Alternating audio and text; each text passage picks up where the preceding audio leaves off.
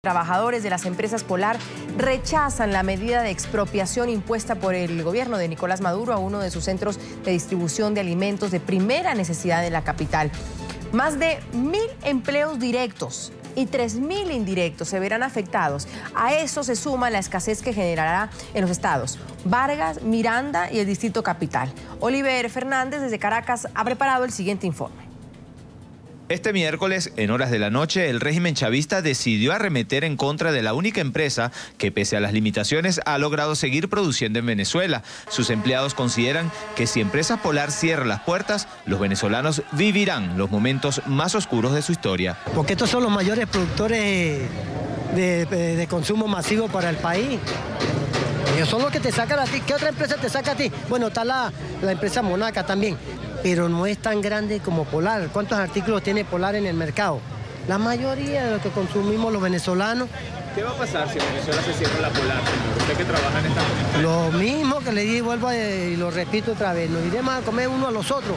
O tendremos que llegar allá a Miraflores y que el presidente nos solucione nuestra situación económica. Hoy los depósitos ubicados al oeste de la capital paralizaron sus actividades. La orden emanada desde la presidencia tiene nombre. Se llama Derrotemos al Pelucón Conspirador, nombre creado por el propio Nicolás Maduro, refiriéndose a Lorenzo Mendoza, el empresario más exitoso de Venezuela, a quienes sus empleados consideran debería dirigir los destinos del país. Mientras tengamos a esta gente y al gobierno, estamos jodidos.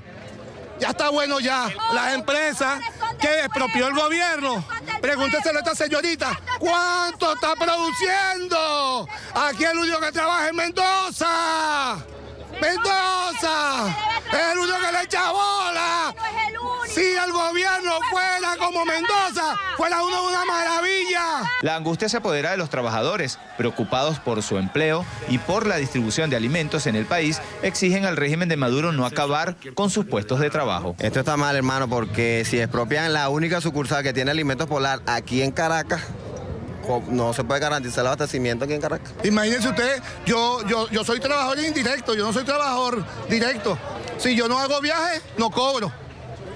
Aquí estoy parado, sin ganarme ni medio. La medida tiene como objetivo desalojar los depósitos para construir viviendas. Empresas Polar emitió un comunicado donde expresa su preocupación por la distribución de 12.000 toneladas de alimentos y 6 millones de litros de bebidas mensualmente a más de 9.900 clientes en 19 municipios.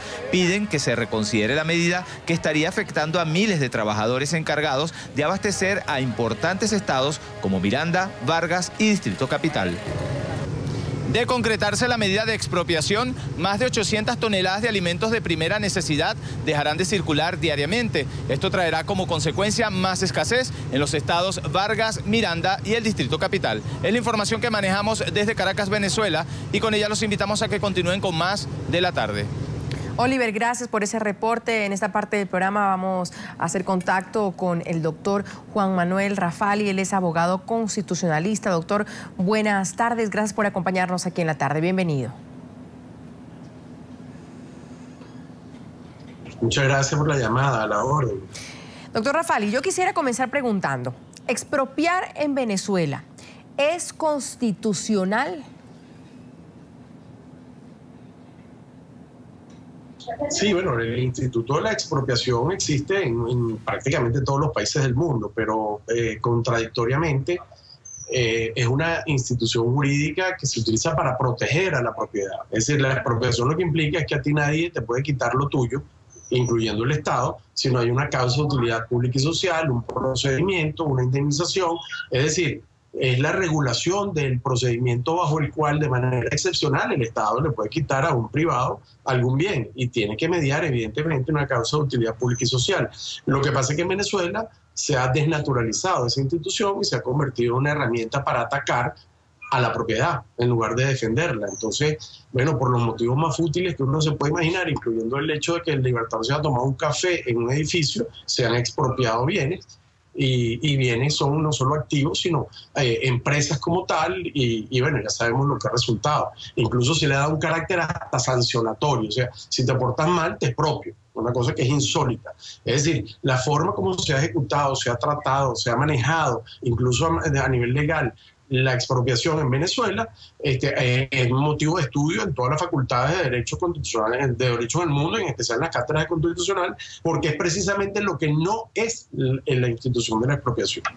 Ahora, normalmente se aduce una expropiación por utilidad pública. En el caso que nos ocupa en este momento de los terrenos donde está la empresa Polar, sino también otras empresas, se habla de que ese terreno va a ser utilizado, lo escuchábamos en nuestro reporte, para construir vivienda. El chavismo tendrá entonces que demostrar que esos terrenos son necesarios y así no quedará duda en relación a que podría ser un ataque político, un cobro de factura o simplemente una medida arbitraria por parte del gobierno a estas empresas.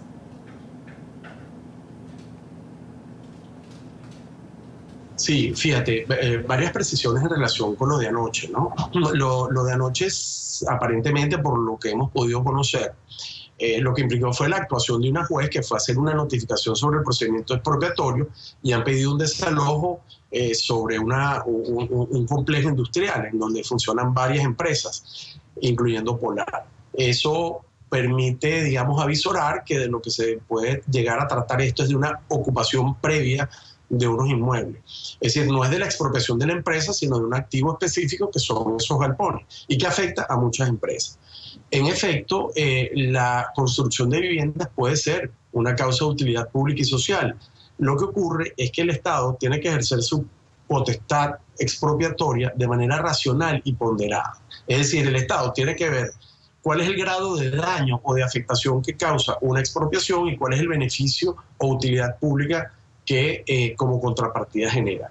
Entonces, es un absurdo pensar que para construir viviendas se van a afectar empresas que están produciendo y distribuyendo alimentos principalmente a toda la zona metropolitana desde allí y que tú, pudiendo hacer esas mismas viviendas en otro sitio, vas a afectar a esas empresas. Es decir, el costo para la sociedad de expropiar esos inmuebles es muy alto porque está afectando probablemente a toda la colectividad en un ambiente de alto abastecimiento para beneficiar únicamente a quienes sean al final los adjudicatarios de esa vivienda que se terminen de construir, sabe Dios, en 2 o 3 años. Entonces, no hay racionalidad en la ejecución. Pero es que además voy a algo más, que es muy importante que se sepa.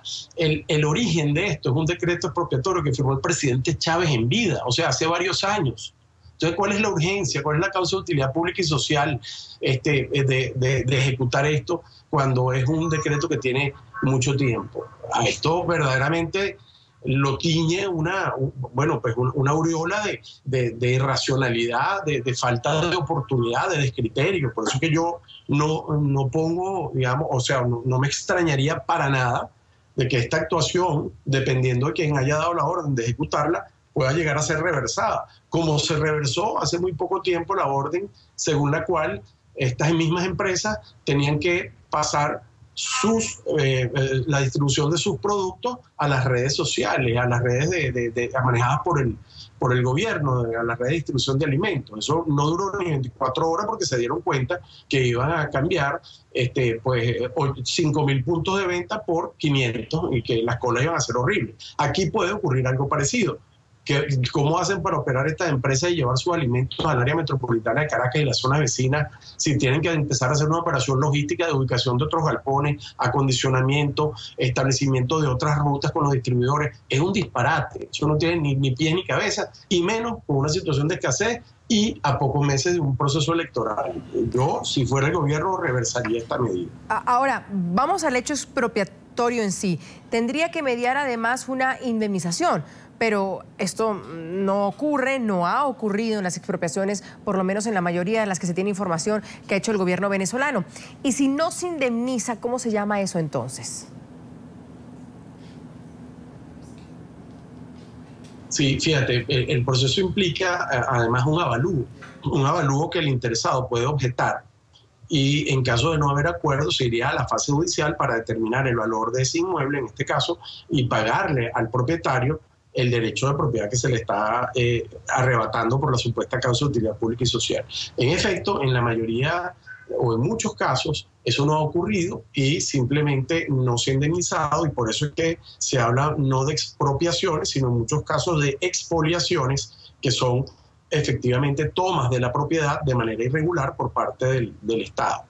Y eso es lo que ha llevado, por cierto, a una gran cantidad de arbitrajes internacionales que se están ventilando ante el SEAD y otras jurisdicciones, porque simple y llanamente cuando se trata de inversiones extranjeras, tú no puedes quitarle un bien a una empresa y no indemnizarle el derecho de propiedad al inversionista de que se trate. Entonces, es una situación que evidentemente, si no hay la indemnización, se convierte en irregularidad, en ilegal, en inconstitucional. Pero además, para salirse de eso, el Estado ha conseguido una vía, y es que interviene a las empresas y las toma sin expropiarla, con lo cual no tiene que indemnizar. Por eso es que ese aparataje normativo que está hecho para poder tomar instalaciones, activos y empresas completas, bueno, ha sustituido a la expropiación.